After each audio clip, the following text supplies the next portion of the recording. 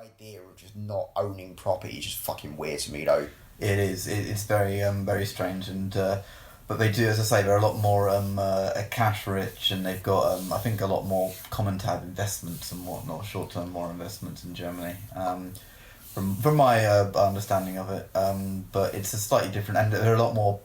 It's a lot easier to get bank loans as well in Germany. A lot more. So going back to the context of British coastal towns, so basically they lost pretty much all of their revenue from tourism during the 1970s to 80s because British people wanted guaranteed sun.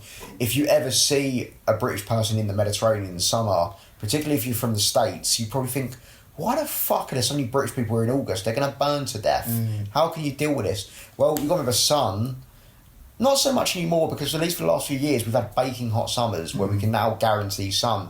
But it used to be that sun was a novelty to us. Yeah, it was. No one, particularly for Northern Europeans, the sun is a novelty. We like the feeling of burning sun because it's the first time in maybe a year that we can feel this just uplift in vitamin D and as a byproduct serotonin.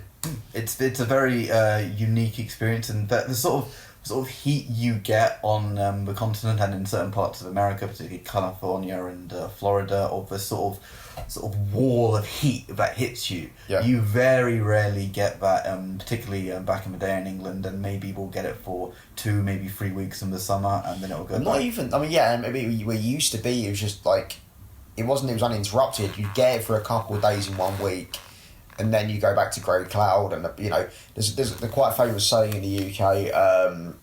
Again, up into the last few summers, temperature 22 feels like 15, and because it feels like every summer day in the UK used to be that the temperatures were 22, but it felt 15. Yeah, because you just had wall to wall grey cloud. Yeah, and there would be a breeze as well. And a lot of summers can just go weeks without sunshine and without seeing the sun. You tend to actually get more sun in the winter. It just, you didn't get the benefits of it. Yeah, it would be that sort of pathetic sun where it was really bright, but you couldn't actually feel anything for it. Lack of humidity and cloud, it was just fucking cold. But yeah, people wanted guaranteed sun. So basically the economy of these big coastal towns just collapsed. And some of these towns are cities, like Southend-on-Sea, which was one of the big resorts of the south. I mean, that's not just a town, that's a city without city status. It's a functioning city with suburbs and commuter towns and railway systems and a local transport system, and it has a total economy of its own. And thank fuck, because Southend is somewhere, like a lot of people from East London, I have quite kind of close to my heart. It's somewhere with a big crime problem, big poverty problem, big kind of drug abuse problem, but it is starting to pick up again on business, and it's sort of kind of gentrified. You've got a couple of university campuses open up in the last few years there, and the place feels like it's on the up, and thank God, because it used to be a fucking really depressing place. Yeah. Fun to go in the summer and go on the fairgrounds and see the lights, but yeah, man, it's always just had an issue with crime, and throughout my life, there's a lot of areas, particularly in that southern end of Essex, that I find scarier than any area of London.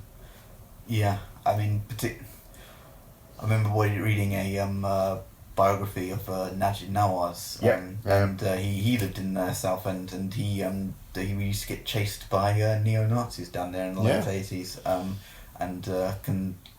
it's just crazy how much towns like that have changed, but it's good to see that they are being revitalised and basing their economies realising that tourism is not the thing that they're going to have to base their economies on. It seems to be quite a lot of sort of private businesses flourish there now. There's a lot of people like marketing firms and kind of startups have really kind of. Yeah. It makes sense because you're an hour's drive, if not slightly less, from London. You're like 40 miles from London. Yeah, particularly with London property prices being what they are, you might as well, if you can get a.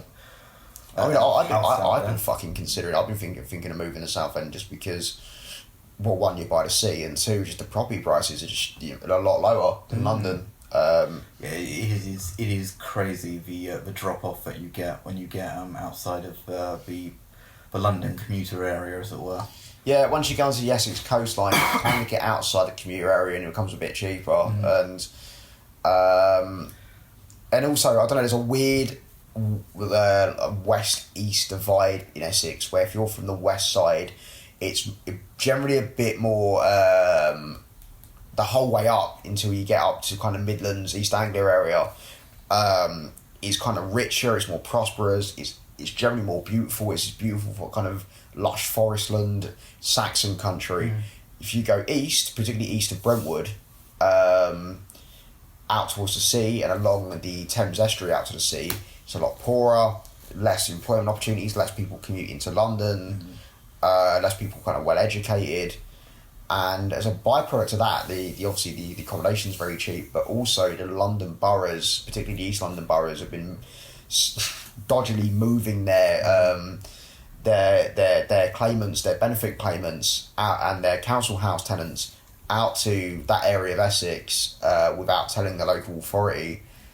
So you've just got people from London turning up at the local kind of dole office saying, "Oh, I now live here. I've been moved by name the East London borough," and I think it's Thurrock, Basildon, and I can't remember the other Essex authority is now taking a certain group of East London boroughs to court. Yeah. Over that.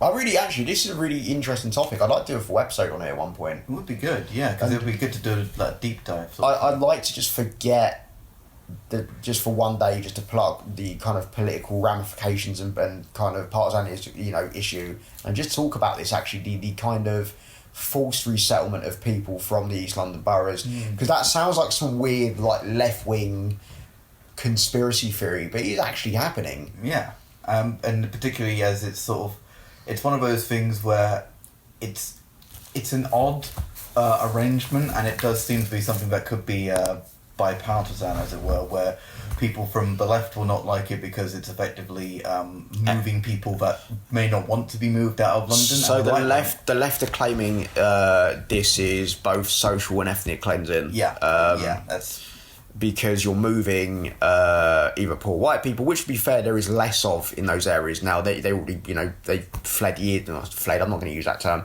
They left years ago. So you're talking about poor ethnic minorities, black people, Asian people. And imagine you're talking a lot about first generation immigrants as well. Yeah. Being moved out of London, like forced out of London. And what was the point you was going to say about the right-wing reaction to it? The right-wing action would be...